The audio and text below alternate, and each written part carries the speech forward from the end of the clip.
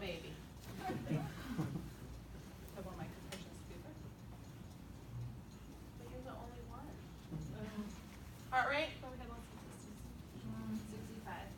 Or you want to take? No, that's fine. 65. Will you please stop chest compressions? What's my FiO2? Let's say we're at 70. Okay. So 70% minutes of life. I'm not good. Baby's old enough. I should be much higher by now. So I'm going to stay at 100 at this pass. Would you please warm, dry, and stimulate my baby? What's my baby's heart rate in SpO2?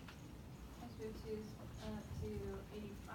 Heart rate is the same. Heart rate's still the same. Okay, I'm going to go up in my pressures to 35. I'm going to titrate my FiO2 down to 80%. Because again, warm, dry, and stimulate. Warm, dry, and stimulate. So what's the color of my baby? Blue. Oh, well, I mean, you want her to take again, or do you want her to be fine? I want her to be Feet okay. hands are still blue. Pink and blue. Okay. All right. So I've got, at least I know I've got some circulation. I've got a relatively good perfusion going on. Baby receives requiring a fair amount of pressure. What's my heart rate in SpO2? SpO2 is 85%, so heart rate 70. No, it's fine. Pressures. I'm going to keep my pressures at 35. Please warm, dry, and stimulate. Will you decrease my FiO2 to 60%? 60%. So baby's just taking a little bit of time to come around. So this is when you need to be warm, dry, and stimulated. Now you heard me ask the question, what does my baby look like? What does my baby look like? The reason I ask that is if my heart rate's not moving and I am doing everything I can, pressure, stimulation, blah, blah, blah, I need to see if my baby's hypovolemic. Now in reality, you would see it. You would see it that your baby's hypovolemic. They're going to be pale, they're going to be looking like a ghost. They're going to be very gray. They're going to be very kind of just floppy on your bed. I have to ask in the code what my baby looks like, so you can tell me if they look good. You told me they look great, so I don't have a hypovolemic issue. If I had a hypovolemic issue, I would need to then give my poor little baby 1.5. I need to give 15. Is that right? No. 100 and, no. 10. 5, so 10 mils. Yeah, 15 mils of normal saline on a slow drug in the UVC. What's my heart rate in? No, please don't. Okay, we're at Tank. 100 heart rate. Okay, so my baby's heart rate is getting there. I'm not quite to 110, so I'm going to keep my baby at the pressures of 35. Continue to warm, dry, and stimulate. What about my FiO2? We're doing great. We're at 95. I'm in my SpO2. So will you titrate me down to 40, please, from 60? I am going to draw my pressures from 35 to 30 in hopes that they do okay. Come on, baby, you can do it. You can do it.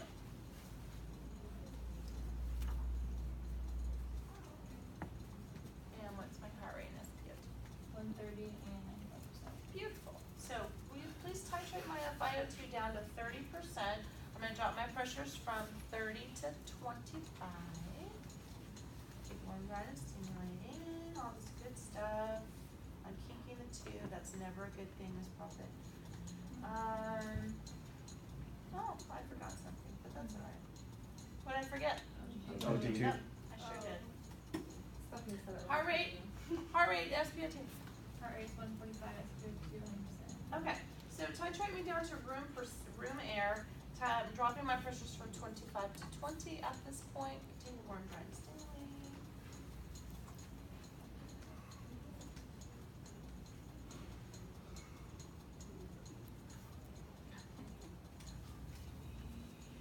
FiO2 and heart rate, please.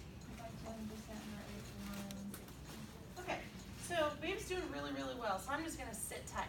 I'm gonna have a nice 30 seconds. I'm down to 20 centimeters of water pressure. I'm down as far as I can on the room air. Baby's not requiring additional support. Now, if for some reason baby kind of tanked on me again, I could give more pressure. I could give more FiO2.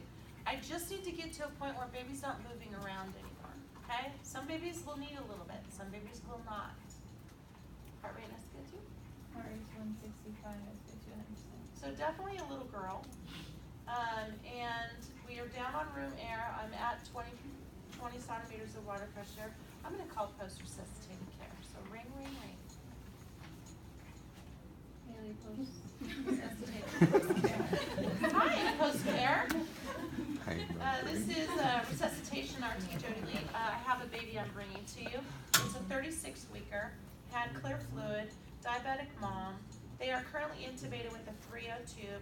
I'm bagging them on room air, 20 centimeters of water pressure. I did place a UVC and delivered 2 rounds of epinephrine. The first one was a 0.15 mil, and the second one was a 0.3 milliliters of epinephrine. We did chest compressions in approximately 2 minutes. Baby's doing really well right now. Heart rate's 165. SpO2 is at 100% on room air, and I am on my way. I hang up with her. The whole time I am breathing for this baby, okay? I call RT Scott. RT Scott, will you bring me a vent down to post-resuscitated care, please? Yes.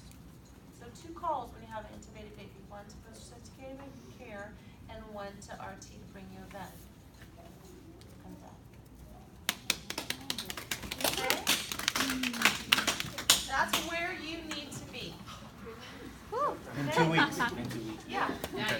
So, your trouble spots, I'm just going to tell you right now where your trouble spots are going to be. This baby goes from a heart rate above 60 to 60, and you're like, no! And you just need to be clear and make sure that you've got everything set up and intubate as quickly as possible. Before you do that, have your partner start chest compressions and someone else turn up the FiO2 to 100%. The person doing chest compressions should never take their hands off this baby. There will be unlimited arms for you to do stuff. All you need to do is verbalize what you need.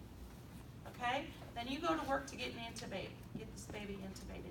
But remember, as soon as that 1 minute mark is up, you need to ask for another heart rate regardless of where you are with this intubation. Now let's say you try to intubate and you're not getting it. It's seconds are ticking past, well past 30 seconds. Put the bag mask back on and give babies 6 or 7 breaths, okay? Reoxygenate them. We're on 100%. Reoxygenate them. I'm going to attempt again.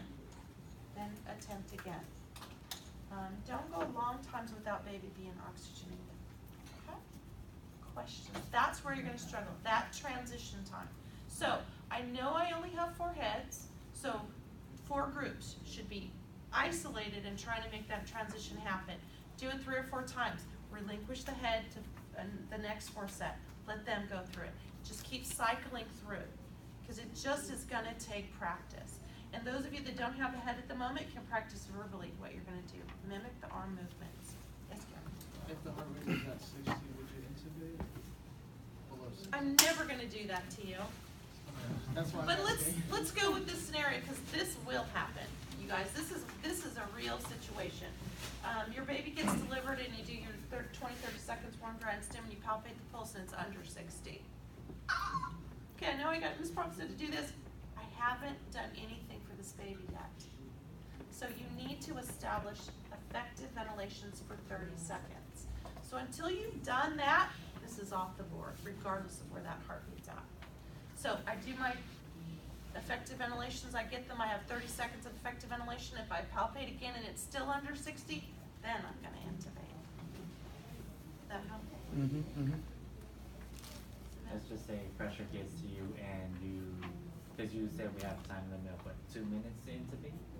Well, you have 1 30 minute. seconds to I mean intubate. total, so say we just did tried to intubate, missed, it was over 30 seconds, we oxygenate, and then we just kept missing. Uh-huh. If we just kept missing the intubation, Okay, at what point would we? somebody else is gonna Have step in someone, here. You do 2 attempts, somebody else is gonna step in here.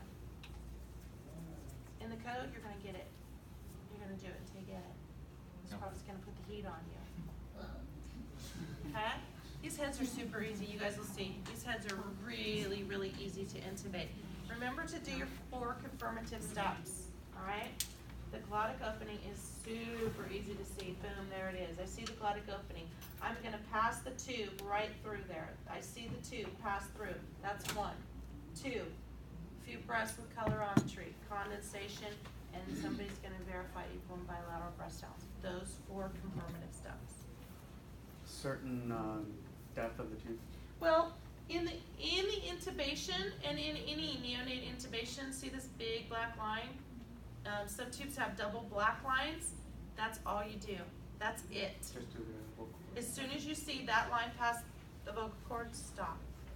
Okay. They don't have to be that 2 to 3 above the cry thing.